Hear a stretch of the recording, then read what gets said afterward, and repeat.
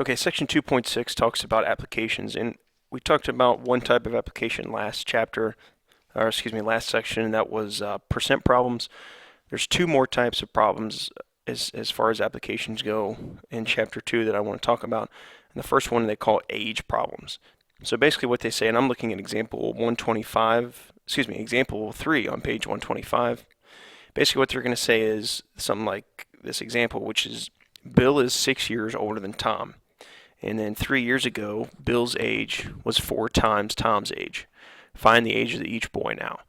So you can probably, if you took some time, sit down and just sort of think about their ages and probably come up with the answer that we're looking for. But there's a pretty straightforward way to organize your thoughts and to come up with an equation that you can use to solve this. So the first thing we need to do is make a chart, right? We're dealing with the age of these boys now and the age of the boys 3 years ago. So those are the things that we know. So what it tells us in the first sentence is that Bill is 6 years older than Tom. So that's going to fill in our now column. So if Tom, we call his age X, and we know that Bill is 6 years older than that, then Bill's age will just be X plus 6. Now, before we think about any of the other sentences in this problem, any other issues in this problem, let's talk about 3 years ago. So 3 years ago, we would have to subtract 3 from both of these to get the age of the boys 3 years ago. So if I subtract 3 from X, I'm just going to get X minus 3. If I subtract 3 from Bill's age now, then X plus 6 minus 3 obviously would be X plus 3. So now we have a way to think about their ages now and their ages 3 years ago.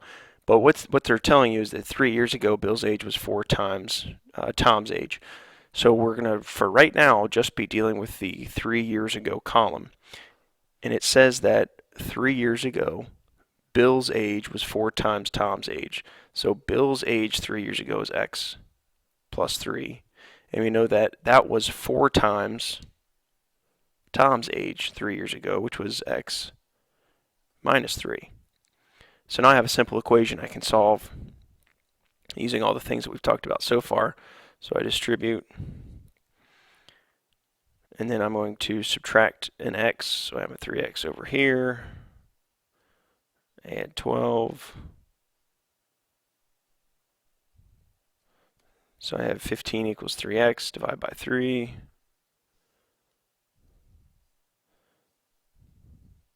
So I get X equals 5. Now, the answer that we're looking for is the age of both boys now. So if we want to go back to the now column to figure out the age of the boys now, since X equals 5, that's telling me that this is 5. So Tom is 5 years old. And then I put 5 back into this X. 5 plus 6 is 11. So Bill is 11 years old. Okay, so we set up this chart to figure out what we're dealing with. Okay, to figure out our variables, figure out what we're going to call Bill's age 3 years ago, Tom's age 3 years ago. And then we set up our equation. And then once we get solved and we have our X, that's when we go back into the now column and we figure out the age of the boys now. Okay, so the next type of problem that we're going to talk about, if I can find my paper, are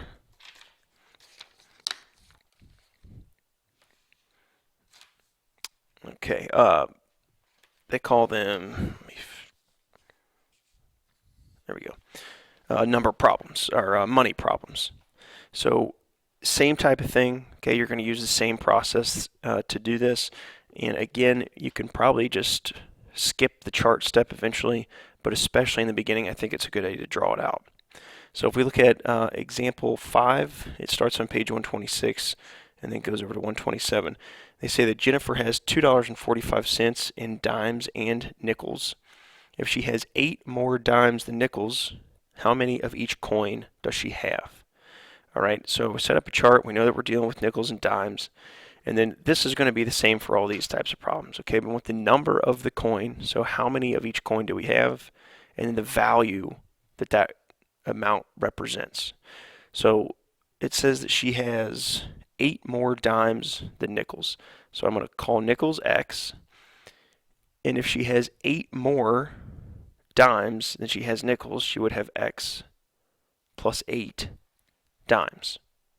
Okay, now to figure out the value of that, we're going to talk about value in cents, because these are all going to be coin problems. It's going to be easiest to think about it in terms of cent amounts.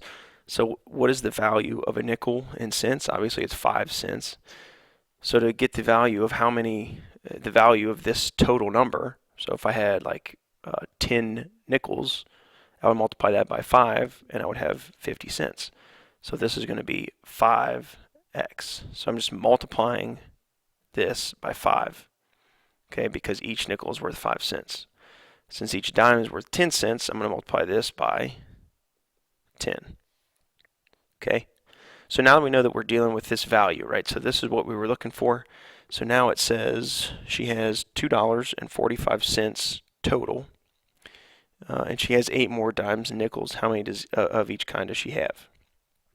Okay, so again, if we're dealing only in cents, we can't leave this as $2.45. We have to change it to the total number of cents it is. So this would actually be 245 cents, and that's the way I want to write it.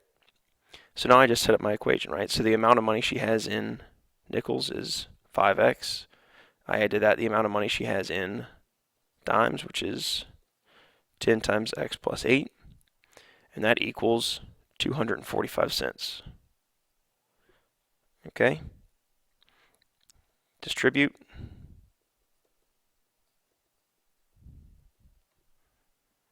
All right, and now I have 15x plus 8 equals 245. And then I'm going to subtract 80.